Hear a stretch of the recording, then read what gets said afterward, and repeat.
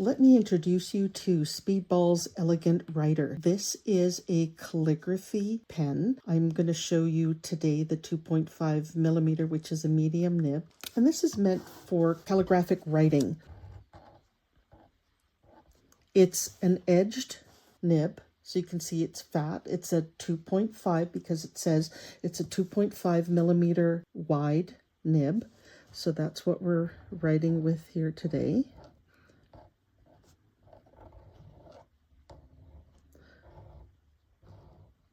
I'm doing something similar to a Neuland hand, very kind of straightforward. So there's the Elegant Writer, and it's lovely to use as a calligraphic marker, but there's a hidden side to the Elegant Writer that I want to show you how to bring that out. The Elegant Writer is water soluble, meaning that if the ink gets wet, it will run. So what does that mean? Let me, for example, just draw out some color from the nib. I'm going to take my watercolor brush in some water, and I'm going to touch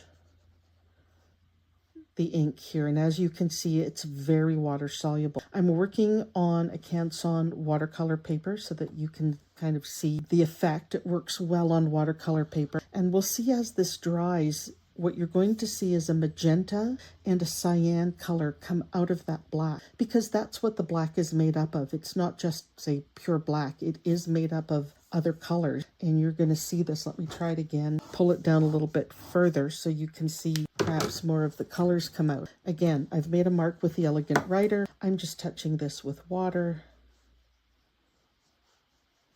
and I'm going to let you see the colors come out of this. What I like to do with the Elegant Writer is I'll take this with me if I'm urban sketching or if I'm out hiking. And what I do is I'll take the Elegant Writer and a water brush and my sketchbook, and that's all I'll take. So if I'm out hiking and I want to do a bit of a landscape painting with, there's some trees. And I'm not going to fill in all the details because I'm just going to show you in a sec what the Elegant Writer does when you touch it with water. And there's two options here. I'm going to show you the first one.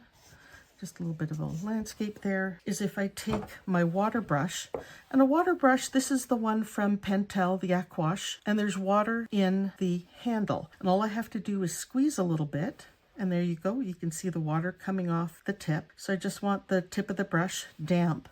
I'm going to go back into the Elegant Writer and just touch here and there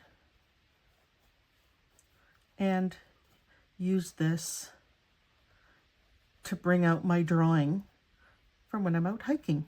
And now since there's color in the brush too, I can add some maybe trees in the background. They'll just be a little bit lighter.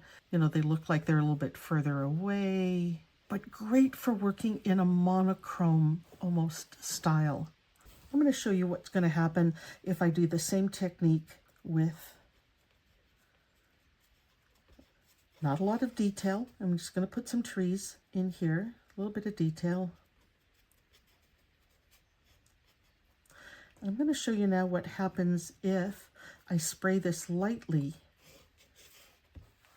with water out of a mister and just touch it lightly. And you can see what happens. Again, I take my water brush here at the bottom and just give it a base. And the opportunities of the work that you can do, and you can start to see now here the cyans and magentas that are coming out of this Elegant Writer. Again, the Elegant Writer from Speedball.